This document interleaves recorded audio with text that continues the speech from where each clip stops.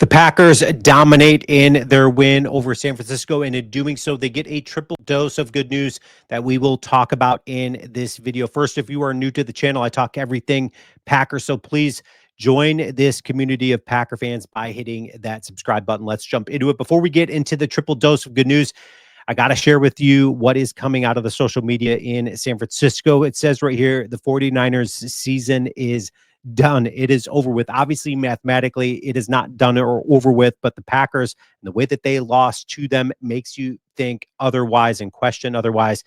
This coming out of ESPN, the 49ers embarrassed in their 28-point loss, their worst against the Packers. Shanahan had this to say. He said the whole game was disappointing. When you have the penalties that we had and you don't stop the run like we didn't, and you have the three turnovers in the second half, that is how you get embarrassed. Man, it feels good to be on that side of the conversation when we start talking about these two teams and them meeting up. So what's the triple dose of good news coming out of Green Bay? Well, one of the biggest question marks coming out of the bye week is, can Jeff Hafley's defense stop the run? But not just stop the run against a good running back, and the Packers facing Christian McCaffrey. Jeff Hafley's defense answers that call, and also providing pressure on the edge as well. Some of those question marks, and then also getting takeaways. So the Packers doing it in all levels here. Jeff Hafley, yes, this is a hurt and depleted offense in San Francisco, but this is one of those games that the Packers didn't take lightly. They didn't look past it. The Packers looking to get revenge. I don't care who's out there. The Packers going out there and absolutely taking it to this San Francisco 49ers team. And when you start talking about the edge and the pressure, well, if it's not one guy taking it to you, it's another guy. Brenton Cox here last week against the Chicago Bears took it to Caleb Williams. And this week it was Lucas Van and stepping up in a big way for Jeff Hafley, providing pressure on the edge and coming away with some big plays. And if you take a look at takeaways, the Packers getting 3 more in this game. Packers second in the NFL in takeaways, just behind the Texans with 22 takeaways, and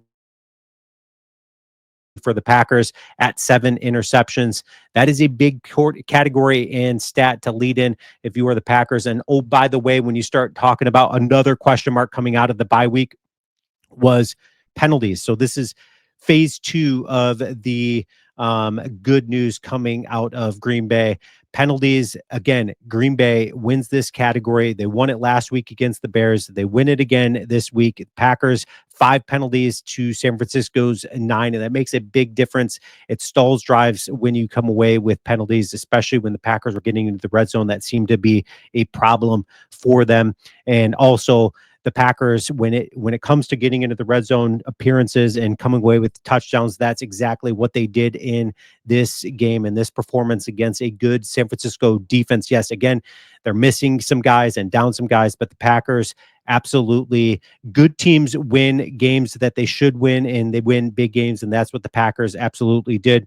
And Jordan Love, phase 3 of the triple dose of good news coming out of Green Bay is that Jordan Love protected the ball. He's been getting a turnover every game since week 3 against the Titans, and he breaks that streak against the Niners. He did almost have a couple of give-me's to San Francisco's defense, but Christian Watson broke up one of them.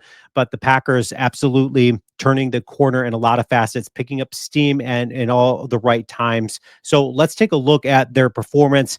And oh, by the way, something I glossed over here, so let's just go back to it. Third down efficiency.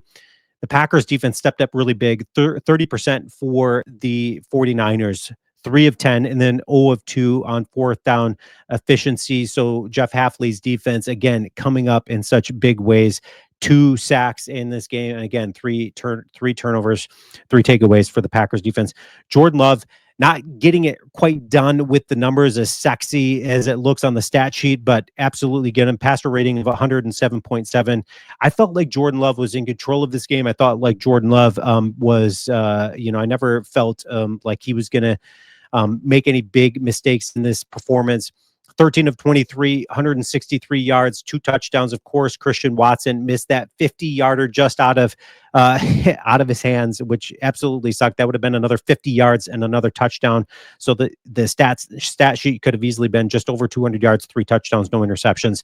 Josh Jacobs is an absolute animal and a beast. 26 carries for 106 yards, 3 touchdowns. When you talk about the job Brian Gutekunst did in bringing in Xavier McKinney, who's league leading with 7 interceptions, and then Josh Jacobs, who's third in the NFL in rushing yards.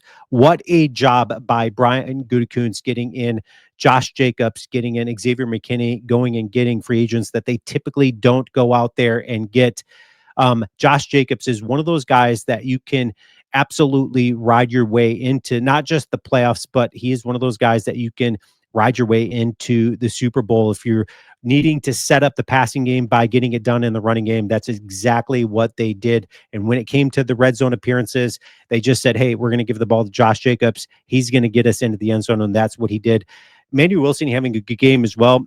9 carries for 41 yards. Romeo Dobbs, before he went out and departed with that concussion, 3 receptions for 54 yards. I really like his hands and his confidence as well. He did drop that touchdown pass that that he had the concussion with, but I really like that dude. Tucker Kraft, 2 receptions, 26 yards and a touchdown. Umias had a second touchdown. Jaden Reed, 3 for 26. Dontavian Wicks getting it done. He was targeted twice. He got one catch. And then Christian Watson was kind of the big storyline in this one when it comes to negativity. He had that pass, that 59 or 49-yard pass that he just dropped, which would have been an absolute killer for the San Francisco 49ers just going into halftime.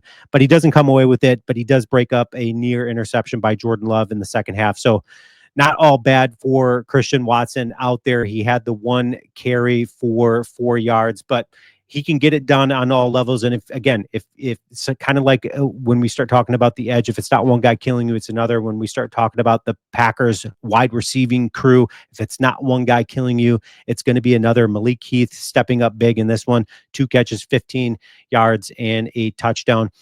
But Quay Walker, you got to give it to this dude. Quay Walker absolutely had his best performance of the season. Right when I was getting ready to throw the towel in on this guy, like, okay, you got to almost bench this guy and then just use him in a different position, maybe rush him, maybe use him on the edge, something. Okay.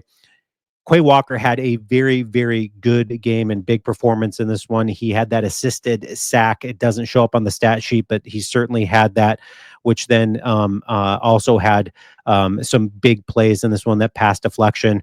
But Xavier McKinney getting it done as well in pass defense, 2 pass deflections out there, and then that interception, almost another near interception in this game. So the Packers, a lot of good things coming out of Green Bay. Leave your comments, and as always, go Pack, go.